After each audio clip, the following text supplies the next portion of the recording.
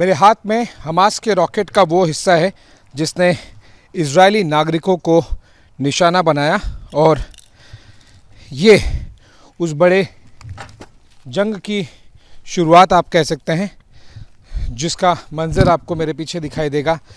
Israel के Ashkelon शहर में ये वो इलाका है जहाँ पर हमास ने रॉकेट्स दागे और आपको दिखाई देगा कि यहाँ पर कई गाड़ियाँ इस तरह से जल गई। बिल्डिंग को देखिए आप, पूरी बिल्डिंग पे आपको इसका हमास के रॉकेट का इम्पैक्ट दिखाई देगा।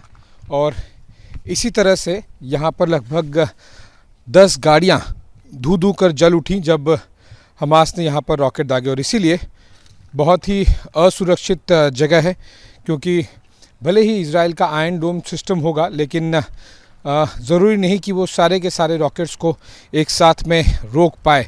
आपको याद होगा कि लगभग 3 से 4 हज़ार रॉकेट्स हमास की तरफ से दागे गए थे, और अगर उसमें से 5 या 10 रॉकेट भी इज़राइल में आ जाते हैं और एश्केलोन, स्देरोत और इस तरह के बाकी शहरों को निशाना बनाते हैं, तो ये मंजर सामने दिखता है। गाड़ियों का आप हश्र देखिए, किस तरह से गाड़ियाँ पूरी तरह से छलनी हो गई हैं। वो इसलिए क्योंकि रॉकेट के इम्पैक्ट के बाद में आपको ये गाड़ियाँ पूरी तरह से, उसके जो हिस्से होते हैं आपको दिखाई देगा, उसमें बहुत ज़्यादा डैमेज हो गया है कि अब ये गाड़ियाँ रिपेयर तक नहीं हो सकती।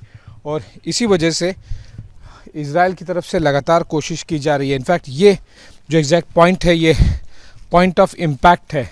डायरेक्टली ये यहाँ पर पॉइंट ऑफ इम्पैक्ट पे नहीं आया, लेकिन जो यहाँ पर एक गाड़ी खड़ी थी उसके ऊपर हमास का रॉकेट गिरा, जिस वजह से यहाँ पर इतनी गाड़ियाँ ध्वस्त हो गई और कुछ लोगों की जान भी चली गई। इस तरह की जो अटैक हो रहे हैं हमास की तरफ से, यही वजह है कि इज़राइल अपनी तरफ से मैसिव बमबारी कर रहा है गाज़ा पट्टी की ओर, लेकिन बीच बीच में रह के हमास की तरफ से भी सैकड़ों रॉकेट्स अभी भी दागे जा रहे हैं। कैमरामैन मान के साथ मैं आशीष सिंह, इज़राइल के एश्केलोन शहर से, एबीपी न्यूज़ के लिए।